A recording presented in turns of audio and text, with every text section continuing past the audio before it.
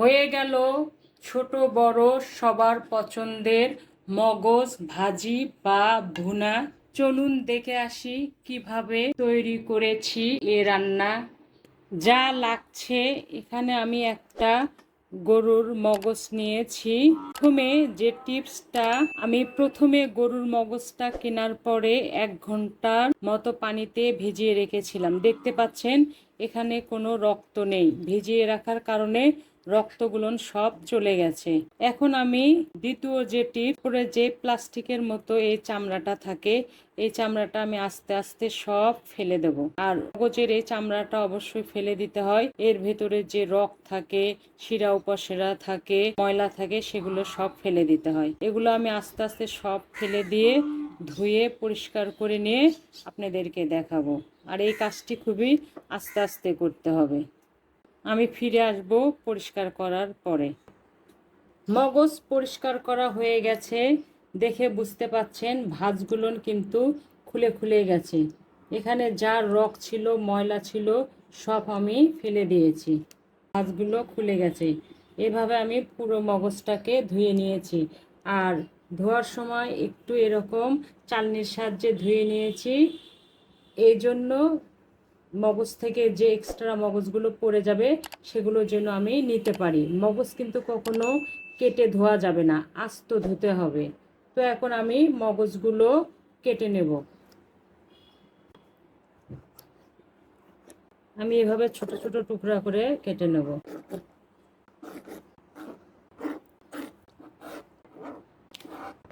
এভাবে সব কেটে নেব। সব মগজ আমার কাটা হয়ে গেছে। আমি একটু দেখিয়ে দিচ্ছি। ছোট ছোট করে কেটে নিয়েছি। আমি যেভাবে রান্না করব, এতে করে ছোট ছোট কেটে নিলে রান্নাটা দেখতে সুন্দর লাগবে, খেতেও ভালো লাগবে। আর যে ছাঁকনির কথা বলেছিলাম, উপরে যেগুলো পড়েছে এগুলো আমি নিয়ে নেব, আর বাকিগুলো আমি ফেলে দেব। এখন আমি সরাসরি রান্নায় চলে যাব। চলে এলাম সব উপকরণ নিয়ে রান্নায়। কড়াই বসিয়ে দিয়েছি, গরম হয়ে গেছে। প্রথমেই বলে নেই, মগজে কিন্তু একটু তেল বেশি লাগে। আমি 1/2 কাপের মতো তেল দিয়ে দিলাম। এখন আমি গরম মশলা দেব। তেজপাতা দিলাম, 3টা সাদা এলাচ, 1টা কালো এলাচ, 3টা লং, 1 টুকরা দারচিনি, 4টা গোলমরিচ। এই পেঁয়াজ বাটা ব্যবহার করব, 1/2 কাপ পেঁয়াজ বাটা দিলাম। এখন আমি পেঁয়াজগুলো ভেজে নেব, যেন কাঁচা গন্ধটা না থাকে। মশলা থেকে একটা ফ্লেভার বেরিয়ে এসেছে, পেঁয়াজের কাঁচা গন্ধ নেই, পেঁয়াজ থেকেও একটা গন্ধ ভেসে এসেছে। তার মানে আমাদের পেঁয়াজ ভাজা, মশলা ভাজা হয়ে গেছে। এখন আমি পরিমাণ মতো পানি দিলাম। 1 চামচ আদা বাটা, জিরা বাটা, রসুন বাটা দিলাম।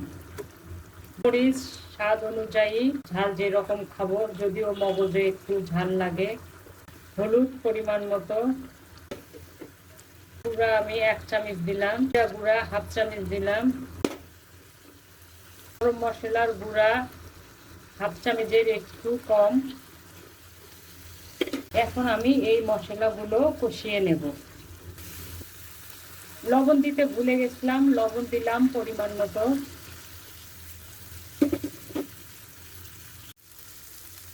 মশলাগুলি আমি 5 মিনিটের মতো কষিয়ে নিয়েছি। এখন আমি পরিমাণ মতো পানি দিলাম, 2 কাপের মতো। আমি এখানে আর কোনো পানি দেব না, এই পানিতেই রান্না করব।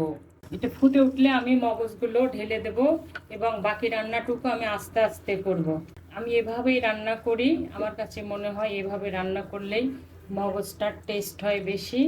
আমি ওই জন্য একটু বেশি পানি দিয়েছি। পানি ফুটে উঠেছে, এখন আমি মগজগুলো আস্তে করে ছেড়ে দিলাম। আমি খুবই সাবধানে নাড়ব, যেন মগজগুলো বেশি গলিয়ে না যায় বা ভেঙে না যায়।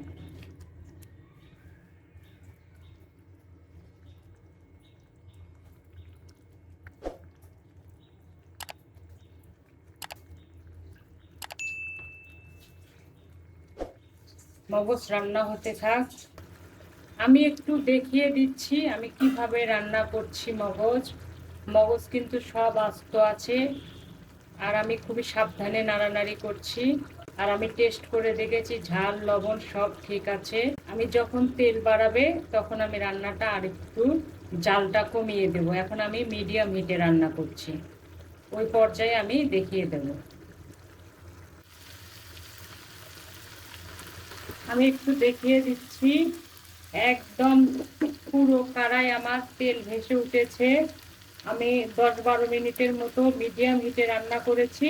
এখন জালটা কমিয়ে দিয়ে বাকি রান্নাটা শেষ করব।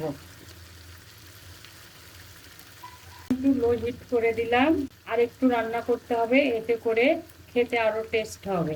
তো আমি সেই পর্যায়ে চলে আসব। ফিরে এলাম 5-6 মিনিট পরে। রান্নার তেল একদম সব সাইডে ভেসে উঠেছে, তার মানে আমাদের রান্না কমপ্লিট। এখন আমি 2-3টা কাঁচামরিচ দিলাম ফ্লেভারটা একটু সুন্দর হওয়ার জন্য, এটা অপশনাল। একটু ধনেপাতা দিলাম, এটা অপশনাল, আমি পছন্দ করি তাই দিলাম। জাল বন্ধ করে দিলাম, ঢেকে দেব। ফিরে আসবো 10 মিনিট পরে। ফিরে এলাম 7 থেকে 8 মিনিট পরে। দেখতে অসাধারণ হয়েছে, যা ফ্লেভার বেরিয়ে এসেছে কাঁচামরিচ আর ধনেপাতা দেওয়ার জন্য। এভাবে রান্না করলে খেতেও অনেক টেস্ট হয়। এ রান্না কিন্তু গরম গরম খেতে হয়। চেষ্টা করবেন একবার হলেও এভাবে রান্না করতে, ইনশাল্লাহ অনেক ভালো লাগবে। আমার এই রেসিপি যদি আপনাদের ভালো লেগে থাকে তাহলে প্লিজ আমার ছোট্ট চ্যানেলটি সাবস্ক্রাইব করে ভিডিওটি লাইক কমেন্ট শেয়ার করে আমার সঙ্গে থাকবেন।